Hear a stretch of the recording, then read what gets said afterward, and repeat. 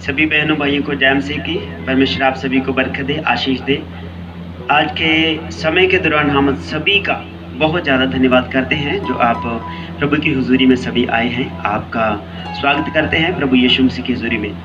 आप सभी के लिए आज एक बहुत ही खास बात, जब हम पढ़ रहे थे तो परमेश्वर के वचन में जो वचन का प्रकाश है, जो वचन की स्टडी है, तो परमेश्वर आपके लिए और मेरे लिए उन बातों को रखते हैं जो आपके और मेरे लिए महत्वपूर्ण है। तो मेरे प्रियो, आज जगत में जब हम देखते हैं परमेश्वर के वचन के अनुसार, अपने जीवन में बहुत सी बातें देखते हैं और हम अलग अलग काम करते हैं। आप सभी अलग अलग काम करते हैं परमेश्वर के वचन में, और बहुत सी सारी बातें हैं जो आप सभी लोग अच्छे तरीके से जानते हैं। और आप कभी कहाँ काम करते हैं, कभी किस जगह पर काम करने जाते हैं, लेकिन हमारी जो कार्य करने की स्थिति है, हमारा जो ख्याल है, हमारा जो विचार है हमारे, वो उसी तरीके से काम करते हैं जैसे परमेश्वर ने आपको दिए हैं और जैसे आपके ख्याल हैं। तो जैसे हम काम करते हैं तो वो ख्याल किसके हैं, और परमेश्वर के वचन में से जब हम पढ़ते हैं तो आपका ख्याल कहाँ पर होना चाहिए। जी, आज का हमारा विचार है जो आपसे इन विचारों को करते हैं। तो आपका विचार कहाँ पर होना चाहिए और कहाँ पर आपका ध्यान जो है वो होना चाहिए। जो परमेश्वर की ओर से वचन हमें मिलते हैं वो अलग होते हैं, वो संसारिक रीति से नहीं, संसारिक विचारों से नहीं, और हमारे जो व्यक्तिगत रिश्ता है परमेश्वर की ओर वो हमारा अच्छा होता है। हालेलुया।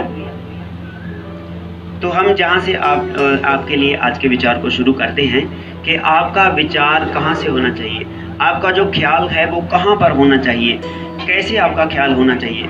तो जब आप काम करते हैं आपका ख्याल उसी काम में होता है जहाँ पर आप काम करते हैं, और उसी काम में आपका ख्याल होता है जो काम आप करते हैं, जो काम आपको करना आता है, जो आप काम करने में सक्षम है, जिसमें आप संपूर्णताई से काम कर सकते हैं, वही काम आप कर सकते हैं। और उस काम को करने के लिए आपका पूरा ध्यान उस काम में होना चाहिए जो परमेश्वर का वचन हमें सिखाता है। तो आपका ध्यान, जो आपका ख्याल है, वो कहाँ पर होना चाहिए। और जब कोई खाना खाता है, आप खाना खाते हैं और आपका पूरा ध्यान खाना खाने में होता है, हालेलुया, तो आपका ध्यान जो है वो खाना खाने में होता है। तो इसीलिए मेरे प्रियो, परमेश्वर के जो वचन के प्रकाश हैं, धीरे धीरे हम इसको आगे सीखते जाएंगे और कड़ियाँ हम बनाएंगे। आज के भाग जो हैं, आज का जो भाग आपके लिए है, ये यही है कि हमारा ख्याल किसकी ओर होना चाहिए, कहाँ पर हमारा ख्याल होना चाहिए,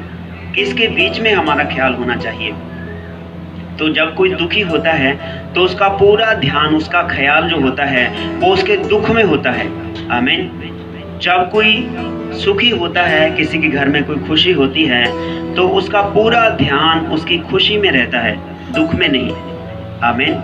तो जब दुखी होते हैं तो दुख में ध्यान रहता है, जब कोई खुशी होती है तो पूरा ध्यान खुशी में रहता है। ये संपूर्णता से हम समझ सकते हैं कि आपका ख्याल कहाँ होना चाहिए, आपका ख्याल कहाँ पर है। जो आप काम करते हैं आपका ख्याल काम में है। यदि आप भोजन छकते हैं, भोजन खाते हैं, खाना खाते हैं, तो आपका ख्याल, जो ध्यान है, वो खाने में है। लेकिन परमेश्वर का वचन कहता है कि आपका ध्यान कहाँ होना चाहिए। आप जरा गहराई से सोचें कि आपका ध्यान कहाँ होना चाहिए। अपने आप को साफ रखने के लिए मैं कहता हूँ कि मैं सुबह नहाता हूँ, स्नान करता हूँ और अपने आप को साफ सुथरा करता हूँ और अपने बढ़ते हुए नाखूनों को काट लेता हूँ, और ज़्यादा उलझे हुए बालों को ठीक करने के लिए बालों को हम काट देते हैं। तो ये किसका ख्याल है? ये मेरा ख्याल है। हालेलुया। तो मेरी सेहत के प्रति, मेरे परिवार के प्रति और मेरे जीवन के प्रति जो कार्य मैं करता हूँ वो मेरे ख्याल हैं, किसी और के नहीं, बल्कि मेरे ख्याल हैं जो मैं करता हूँ। और वो ख्याल मेरे जीवन में है, वो मेरे ही ख्याल हैं, किसी और के वो ख्याल नहीं हैं। अगर मैं अच्छे वस्त्र पहनता हूँ तो वो सब जो विचार हैं, जो ख्याल हैं, वो किसी और के नहीं, मेरे ख्याल हैं। हालेलुया। क्योंकि मैं अच्छा दिखना चाहता हूँ, मैं अच्छा लगना चाहता हूँ, मैं ठीक रहना चाहता हूँ। ये परमेश्वर के नहीं, बल्कि मेरे विचार हैं कि मैं अच्छा दिखूँ और अच्छा कार्य करूँ, और जिस काम को मैं करूँ उसी में मेरा ध्यान संपूर्ण तरीके से होना चाहिए। हालेलुया। और हम इसमें से सीखते हैं मेरे प्रियो परमेश्वर के वचन में से कि आपका ख्याल कहाँ होना चाहिए। तो इसका उत्तर आपको और कहीं नहीं मिलेगा। संसार में ढूंढेंगे, संसार में कहीं भी आपको इसका उत्तर नहीं मिलेगा। आप परिवार में रहते हैं, आपका ध्यान जब आप घर में आते हैं, आपके बच्चों में आपका ख्याल होता है। आमीन।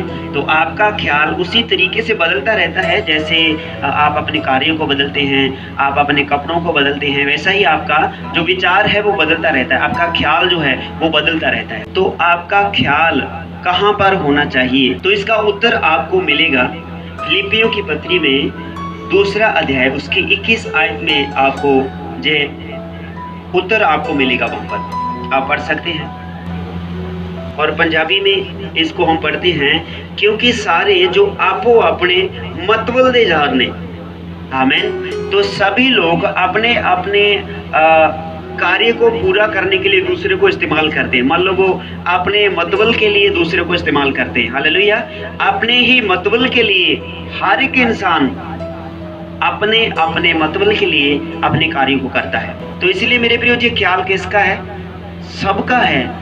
अपना अपना ख्याल है। सभी लोग अपने अपने ख्याल के अनुसार अपने लिए दूसरों को इस्तेमाल करते हैं। मान लो वो पेटू हैं, वो मतबली हैं, वो मतबली जार हैं जो अपने कामों के लिए दूसरे को इस्तेमाल करते हैं। परमेश्वर का वचन बताता है क्योंकि वे सारे अपने अपने मतबल के यार हैं। हालेलुया। आमीन। तो इसीलिए मेरे प्रियो, हम सभी भले काम करते हैं। वो किसके विचार हैं? हमारे अपने विचार हैं। हालेलुया। हमारे अपनी बुद्धि के विचार हैं, अपने ज़िंदगी में जो सीखे हुए विचार हैं, हमारे ख्याल हैं जो अपने कामों के लिए सुधारने के लिए हम करते हैं। तो यहाँ पर सभी लोग जो परमेश्वर के वचन में सभी अपने अपने मतबल को निकालने के लिए दूसरों को इस्तेमाल करते हैं। परमेश्वर का वचन जो फिलिपियों पत्री में पढ़ा रहे हमने, फिलिपियों की किताब 2 अध्याय 21 आयत में आप पढ़ते हैं तो इसमें बहुत सारी बातें हमको सीखने को मिलती हैं। हालेलुया। और इसका जो मेन मकसद है परमेश्वर का, वो यह है कि सभी लोग अपने अपने ख्याल से अपने अपने लाभ के लिए दूसरों को इस्तेमाल करते हैं ताकि मेरा लाभ हो। मैं इस्तेमाल करूँगा कि मेरा लाभ हो, और भाई इस्तेमाल करेगा कि उसका लाभ हो। हालेलुया। तो इसी तरीके से हर कोई इंसान अपने ही मतबल के लिए, अपने ही अभिलाषाओं को पूरा करने के लिए दूसरों को इस्तेमाल करता है। आमीन। लेकिन परमेश्वर का वचन फिलिपियों की पत्री 3 अध्याय उसकी 15 आयत में जो लिखा है, जो हम सूझवान हैं, आप इस आयत को पढ़ सकते हैं परमेश्वर के वचन में से। सो हम जो सूझवान हैं, जो ज्ञानवान हैं, जय हमें ख्याल रखना है किन बातों का, कि वो सभी अपने अपने कामों के लिए इस्तेमाल करने वाले लोग हैं। हालेलुया। वो कौन है मेरे प्रियो? और आपका मन, आपका ख्याल कहाँ होना चाहिए? वो अलग है कि सभी अपने अपने ख्याल को अपने अपने कामों को पूरा करने के लिए लगाते हैं और अपने पूरे ध्यान को अपने कार्यों को पूरा करने के लिए लगाते हैं। आमीन। यहाँ पर ये प्रश्न है कि आपका ख्याल किस में होना चाहिए, किसकी ओर से होना चाहिए? और इसकी फिलिपियों की पत्री 3 अध्याय 15 आयत में जो लिखा है, और अगर कोई और तरह का विचार होगा वो भी परमेश्वर आपके बीच में प्रकट कर देगा। हालेलुया। तो इन ख्यालों को कोई अगर आपको इस्तेमाल कर रहा है अपने लाभ के लिए और अपने मतबल के लिए, अपने फ़ायदे के लिए आपको इस्तेमाल करता है, तो इसके अलावा यदि कोई और भी विचार होगा किसी का आपके प्रति, तो वो भी परमेश्वर का वचन कहता है कि वो भी आपके लिए प्रकट कर दिया जाएगा। तो इसीलिए परमेश्वर का वचन हमें सिखाता है, शिक्षा देता है कि हमें ध्यान रखना है, हमारा ध्यान किसकी ओर और किसकी तरफ होना चाहिए। सभी अपने अपने मन के विचार हैं, मेरे मन के विचार और हैं, आपके मन के विचार और हैं, लेकिन जहाँ पर अपने अपने जो मतबल रखते हैं, अपने अपने काम को निकालने के लिए जो हैं, वो कौन हैं? आप सोचकर देखिए उनका जीवन कैसा होगा, उनके विचार कैसे होंगे। वो आपको ठगने के लिए, आपके साथ फरेब करने के लिए अपने उन विचारों को रखते हैं। वो अपने फ़ायदे के लिए दूसरों को इस्तेमाल करते, वो हैं कौन मेरे प्रियो? जो मतवली जार हैं वो आखिर हैं कौन परमेश्वर के वचन में जब हम सीखते हैं तो इसमें लिखा है, जो फिलिपियों की पत्री 3 अध्याय 19 आयत में लिखा है, ये कौन लोग हैं जिनका अंत अंतिम समय विनाश की ओर जा रहा है, जो जिनका अंतिम समय विनाश है, ये वो लोग हैं दूसरों को इस्तेमाल करते हैं, उनका अंत विनाश होने वाला है मेरे प्रियो।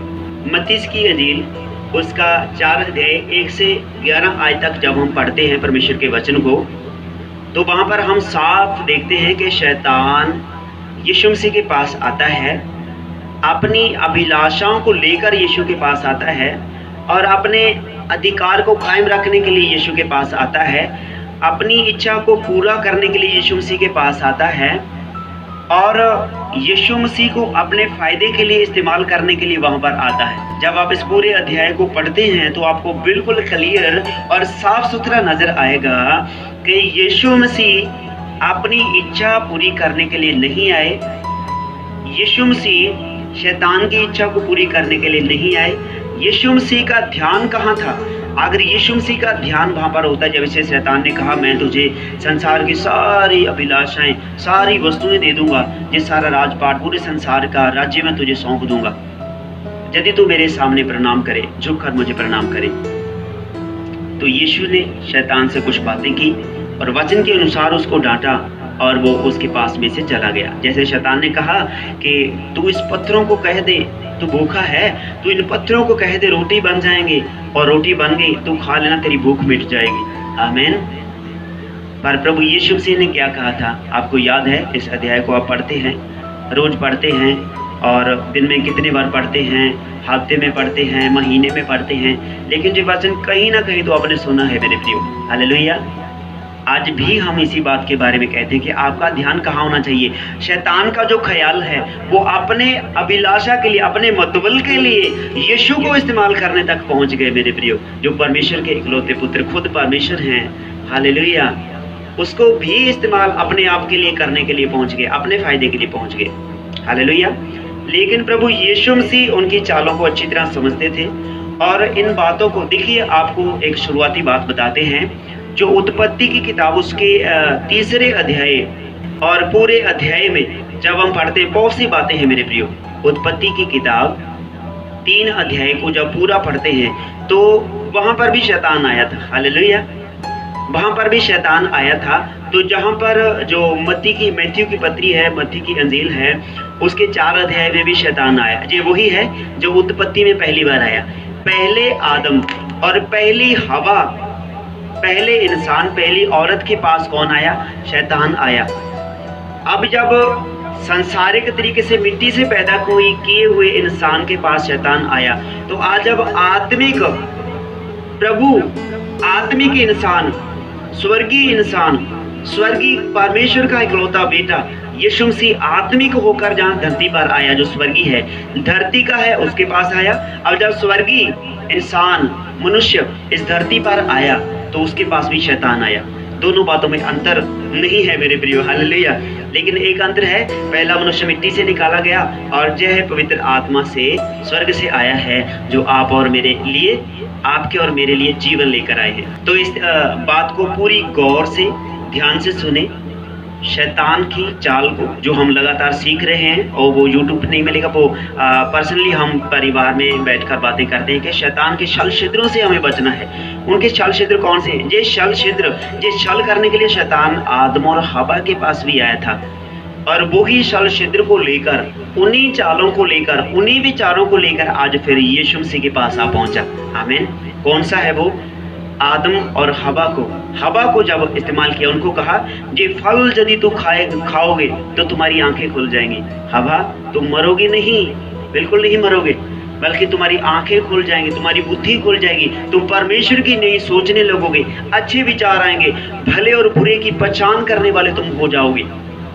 आमीन। ऐसा ही जब हम यीशु मसीह के बारे में पढ़ते हैं, जहाँ पर भी शैतान उसी रूप में, उसी अवस्था में आया, उसी चाल को लेकर आया, आपको उसके छल छिद्रों को समझना होगा मेरे प्रिय। जो परमेश्वर के वचन में लिखा है, परमेश्वर के सारे पवित्र शस्त्रों वस्त्रों को पहन लीजिए ताकि आप शैतान की सारी चालों का सामना कर सकें, सारे शैतान की पूरी ताकत का सामने खड़ सकें। आप परमेश्वर के शस्त्र और वस्त्र को पहनकर शैतान का सामना आप कर सकते हैं। हालेलुया। तो जहां पर आदम और हवा के पास वो शस्त्र वस्त्र नहीं थे, आपको क्लियर बताते हैं, वहां पर वो शस्त्र वस्त्र नहीं थे, लेकिन यीशु मसीह के आने के बाद वो शस्त्र वस्त्र मिले। यीशु मसीह के आने के बाद हमें अधिकार मिला कि मैं तुम्हें अधिकार देता हूं, जाओ दुष्ट आत्माओं को निकालो, रोगियों को चंगा करो। हालेलुया। मैं तुम्हें भेजता हूं जैसे मुझे भेजा गया। आमीन। तो यीशु मसीह ने कहा, मैंने शैतान को आकाश से बिजली की नई धरती पर गिरते हुए देखा। मैं तुम्हें हर एक अंधकार की ताकत के ऊपर अधिकार देता हूँ, शैतान की सारी ताकतों को लताड़ने का अधिकार देता हूँ। वो तुम्हारा कुछ बिगाड़ ना पाएंगे, कोई भी वस्तु तुम्हारी हानि ना करेगी। हालेलुया। तो इसीलिए इन विचारों को देखते हैं, प्रभु के शस्त्र और वस्त्र को पहनकर हमें प्रार्थना में आना है, पहनकर हमें चलना है, प्रभु की पवित्र हथियार को लेकर चलना है, पवित्र तलवार को लेकर चलना है, जो वचन की तलवार है, जो वचन से बनाई गई तलवार है। हालेलुया। जो वचन है वो परमेश्वर की तलवार है। तो जहां पर यीशु मसीह पूरे शस्त्र और वस्त्र में है, आमीन, वचन की तलवार आप देख सकते हैं, वो चला रहे हैं।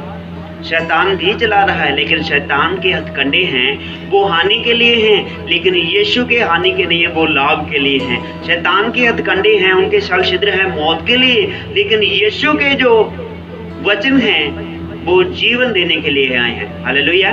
शैतान आदम और हवा के पास आया फल के अभिलाषा को लेकर कि आप यदि खाओगे तो तुम्हारी आंखें खुल जाएंगी। तो जहां पर यीशु के पास जब शैतान आया, इसको भी वही फल तो नहीं खिला रहा कि तुम फल खा लो तुम्हारी आंखें खुल जाएंगी, लेकिन यीशु को, जैसा यीशु को शरीर में देखता है, उसी के अनुसार उसको वचन को इस्तेमाल कर रहा है शैतान। कौन से वचन को? कि तुम इन पत्थरों को कह दो रोटी बन जाएंगी। हालेलुया। हालेलुया। तो आपको क्या उजियाला मिला परमेश्वर के वचन में से? जे उजियाला मिलता है, जे प्रकाश परमेश्वर के वचन में से मिलता है। शैतान आपको उसी तरीके से इस्तेमाल करेगा जिसमें आप कमजोर होंगे। यीशु इस वक्त भूखा है, प्यासा है, कमजोर है और व्याकुल है। कितनी कमजोरी है, एक दिन आप खाना नहीं खाते तो कितनी कमजोरी आती है, आपसे ज़्यादा बोला नहीं जाता, आप किसी भी बात को सहन नहीं कर सकते। लेकिन यीशु के ऊपर जो कितनी बड़ी परीक्षा थी, और शैतान खुद उसके पास आकर कहने लगा कि तुम यदि कहोगे पत्थरों को रोटी बन जाए, तो ये वही इस्तेमाल किया। यीशु भूखा है, इसको पता है कि यीशु वचन को नहीं मानेंगे, लेकिन फिर भी अपने उस छल क्षेत्र को इस्तेमाल कर रहे हैं। शैतान उस छल को इस्तेमाल कर रहे हैं कि जो क्या पता काम कर जाए, लेकिन परमेश्वर के सामने वो कमजोर है, परमेश्वर के सामने वो व्यर्थ है, जो चाले वो चलता है। हालेलुया। तो ये समझने की बात है।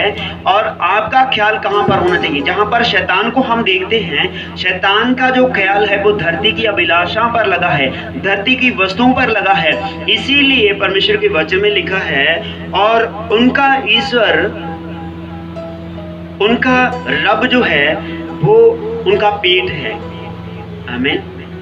पहले हमने पढ़ा था, जिनका अंत विनाश है, वो किनका अंत है जो विनाश होने वाला है? जिनका ईश्वर, जिनका परमेश्वर उनका पेट है, उनकी कमाई है, वो कमाई को परमेश्वर मानते हैं, वो अपने लाभ को परमेश्वर मानते हैं, वो उनका अंत नाश है। मेरे प्रियो, ये शैतान क्या कर रहा है? अपने प्रभु परमेश्वर को आजमाइश करने के लिए, उसको आजमाने के लिए जहाँ पर पहुँचा, पहले आदम और हवा के पास आया, उसी पॉइंट को लेकर आज भी ये इस्तेमाल कर रहा है। कितनी सदियाँ बीत गई, कितने साल बीत गए, इतने सालों के बाद भी वही हथियार इस्तेमाल कर रहा है, वही छल छिद्र इस्तेमाल कर रहा है कि शायद इस बार भी मेरी बात बन जाएगी। लेकिन ऐसा नहीं है। आप प्रभु के वचन को जानते हैं। हालेलुया। यीशु ने वचन की तलवार को इस्तेमाल किया। आमीन। शैतान ने उस बात को लेकर आया जो आपको अभिलाषा दे सकती है। शैतान उस बात को आपके सामने लेकर आता है जिस बात के लिए आपके मन में अभिलाषा जागती है, आपके मन में लालसा जागती है। हवा के पास आया था कि तुम यदि जो फल खाओगे तो तुम मरोगे नहीं बल्कि बुद्धि पाओगे, आपकी आंखें खुल जाएगी, आप सब कुछ देखने लगोगे बिल्कुल अच्छी तरीक़ा से। परमेश्वर की नहीं, आपकी सोच, आपकी बुद्धि हो जाएगी। तो खाने की चीज को लेकर ही आज फिर यीशु के पास शैतान आ गया मेरे प्रियो। हालेलुया। क्यों आया? क्योंकि प्रभु यीशु मसीह को भूख लगी थी। वो कहने लगा तू कह दे ना कि इन पत्थरों को रोटी बन जाए तो वो बन जाएंगे, तू खा लेना, तेरी भूख मिट जाएगी। और कितनी कितनी बातें शैतान ने यीशु मसीह को कही होंगी। लेकिन जहां पर जो पॉइंट है मेरे प्रियो, आपका ध्यान कहाँ होना चाहिए, आपका ख्याल कहाँ होना चाहिए?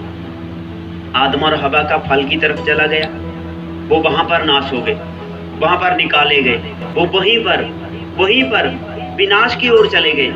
लेकिन जहां पर यीशु मसीह का ख्याल कहां पर है? स्वर्गीय बातों पर। यीशु मसीह अपनी इच्छा पर नहीं आए, परमेश्वर की भेजी हुई रीति के अनुसार, उसकी योजना के प्रति प्रभु यीशु मसीह जहाँ पर आए हैं और परमेश्वर के वचन को पूरा करते हैं। और मेरे प्रियो, हर कोई अपने मतबल के लिए, अपने फायदे के लिए इस्तेमाल करता है। शैतान ने दूसरी बार फिर अपने फायदे के लिए, अपने राज्य को कायम करने के लिए यीशु को इस्तेमाल करना चाहा, यीशु के खिलाफ उन छल-छिद्रों को इस्तेमाल करना चाहा कि कैसे न कैसे करके वो पकड़ा जाए, कैसे न कैसे करके उसके मुंह से कोई शब्द निकले कि वो हानि का हो, उसके लाभ के लिए ना हो।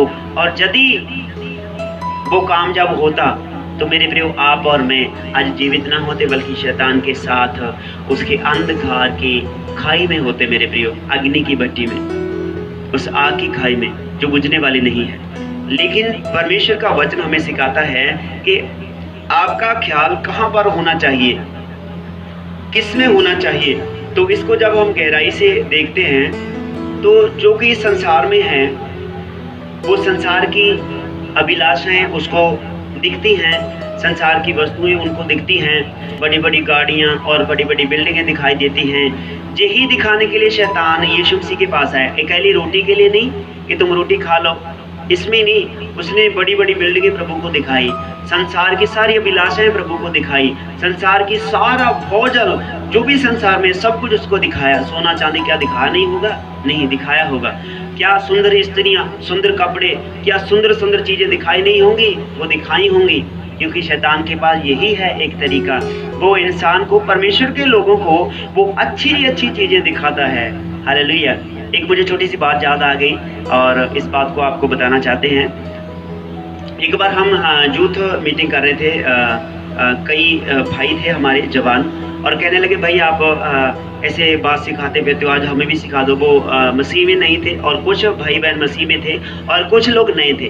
लेकिन वो हमसे पूछने लगे कि शैतान किस रूप में आता है, वो बहुत डरावना होता है, उसके सींग होते हैं, बड़े बड़े दांत होते हैं, उसकी दाढ़ी बाल बड़े बड़े होते हैं, उसके हाथों के नाखून और उसके कपड़े बहुत अजीब से होते हैं, डरावने से होते हैं। वो कैसा दिखता है? मैंने कहा भाई आप क्या सोचते हैं, शैतान आपके पास कौन सा रूप लेकर आता है?